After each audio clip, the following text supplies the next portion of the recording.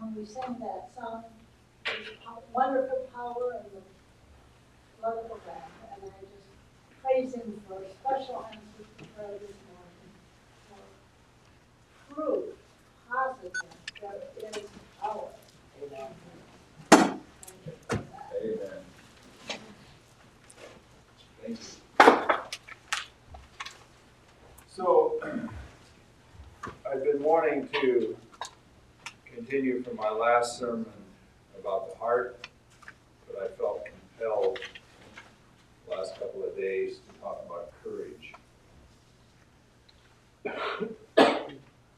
Courage is a huge thing, a very huge thing in the Christian walk.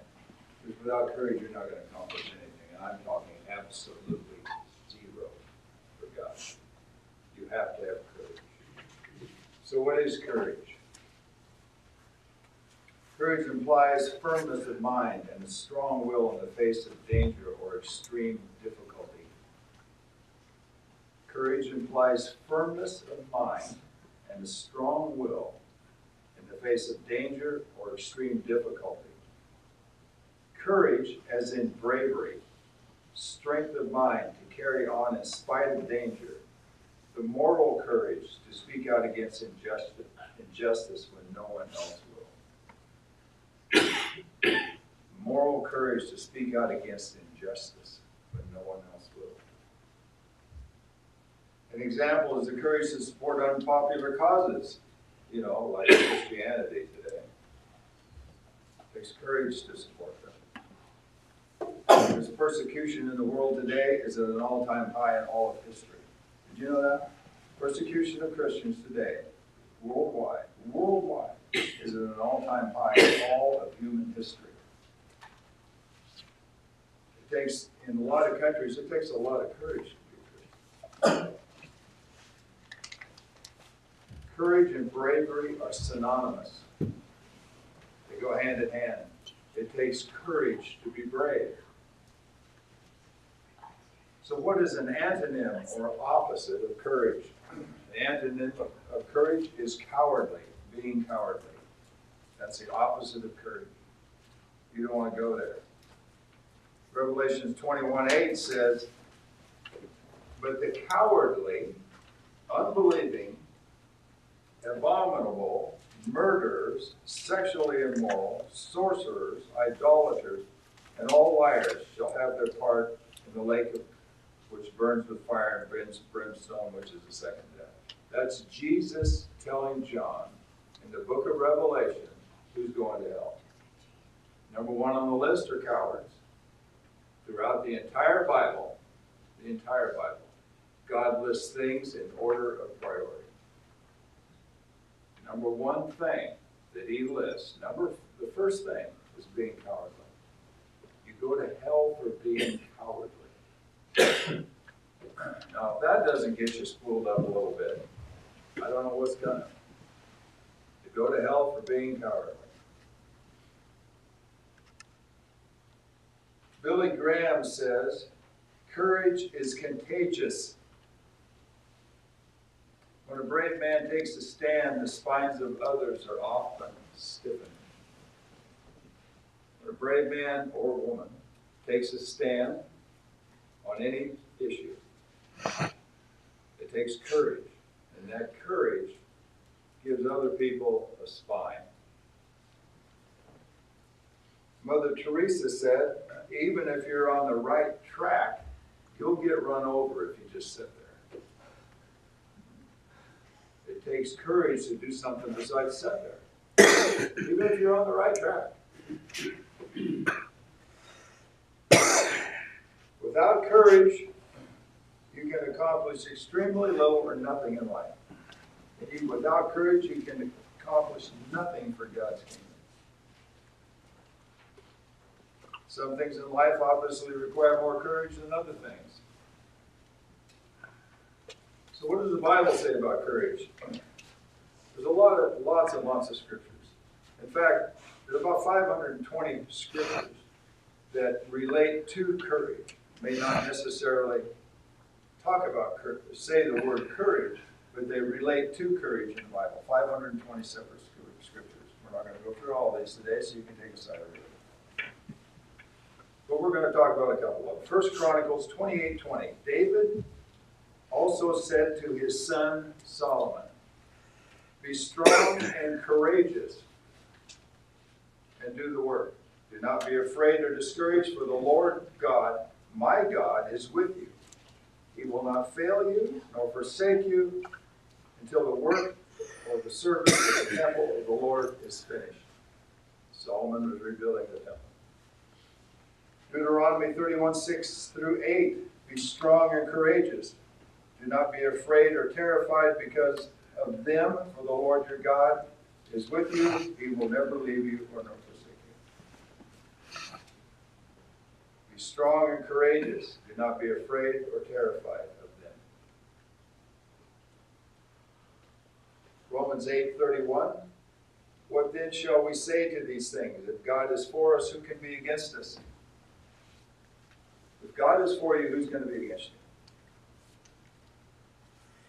you? Romans 8:35. Who shall separate us from the love of Christ?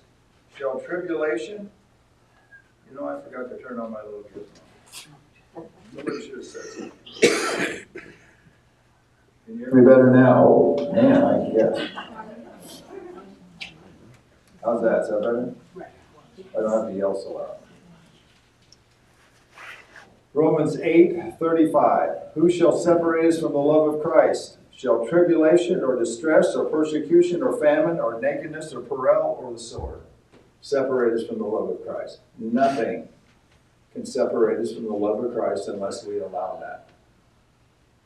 Unless we allow that to happen. That's a decision that we make between you and God. You can't go there. But it takes courage to face these things.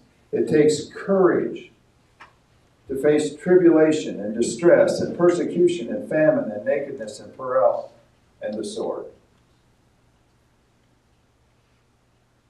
So if you make the wrong decision and come from a cowardly place, you are separated from God and Him helping you with these things. I'm going to give you some modern day examples of Christian missionaries that have stunning courage. Truly stunning. Sam Childers is an uneducated high school dropout. He's a Pennsylvania hillbilly, a drug-dealing drug addict, outlaw biker. He was part of an outlaw biker gang that made the Hells Angels look like choir boys. And then he found Jesus. He became a preacher and built a church in Pennsylvania, a wildly successful church, bringing outlaw bikers, drug addicts, prostitutes, and other sinners like you and me to Jesus. Sam is also known as the machine gun preacher. He has saved the lives of literally thousands of kids in East Africa.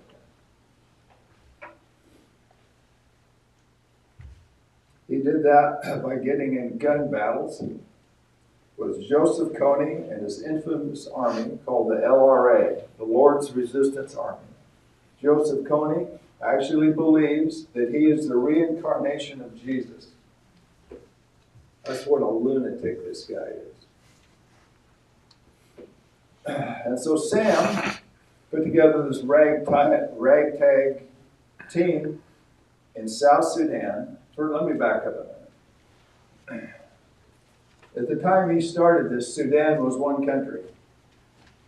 It was run by an Islamic dictator, radical Islamic dirtbag dictator named Omar al-Bashir. He financed Joseph Kony in his scorched earth policy against Christians in the South. The south part of Sudan at that time, still is, was a Christian part of the country. The north part was radical Islam. Radical, hardly to describe it. So Sam shows up there, sees what's going on, and he decides he's going to do something. He goes home, sells his business, goes to South Sudan and builds an orphanage. he gets a ragtag team of guys together, armed with whatever they could get, and they started hunting Joseph Kony. And he would engage them in gun battles and rescue child sex slaves and child soldiers from them. Truckloads of them sometimes, literally. He had 200 kids at one time in his orphanage that he'd rescued just from Kony.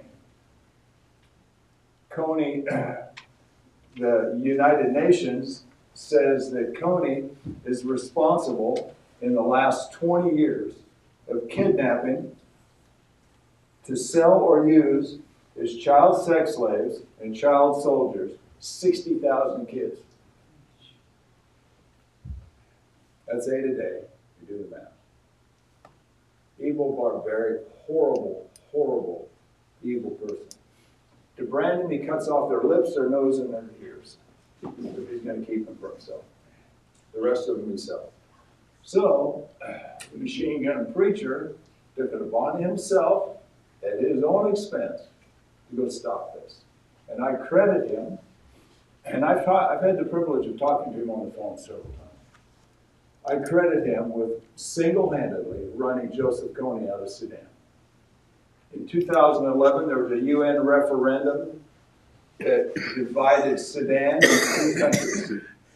South Sudan in the south, the Christian south, and the north is still called Sudan. It's a tough place, a very, very tough place. And so about 2 years ago, I called him up. And I said, I want to bring, Lana and I discussed this, I want to bring our Super Cub to South Sudan and run air support for you, for your missions. And he thought about it long and hard. He said, well, he said, it'd be kind of a waste of time because Kony's no longer there. He's been run out of the country. And he never took credit for it, but he ran him out of the country. And so he's over in Central African Republic now, in the northern part of DR Congo. Today,